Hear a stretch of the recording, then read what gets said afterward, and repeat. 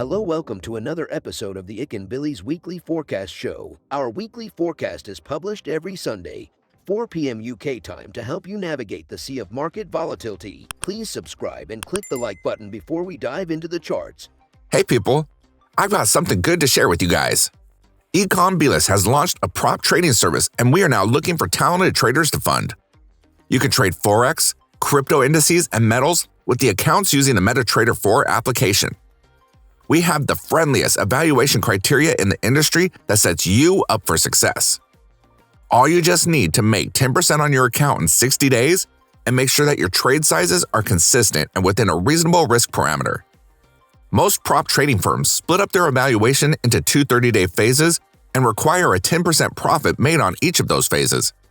In my opinion, that sets up traders for failure and forces them to take unnecessary risks on the account. Furthermore, we allow you to earn from the get-go. Yes, we reward you for good trading even during your evaluation phase. So wait no longer. Go ahead and sign up for an account at ikanbilis.capital. We're now giving out free challenges for a limited time only.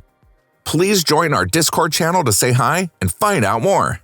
I think pound yen we're in a wave 4, which means messy structure. This wave 4 will last typically deeper and longer than the wave 2. So I think this could be due for some consolidation that could happen next week. And this could push price up to 153. Now for the bear case, the price could visit this level early next week and then start a wave 4 massive consolidation. Right, so yeah, something like that. Yeah. So you could see a lot of touch points here.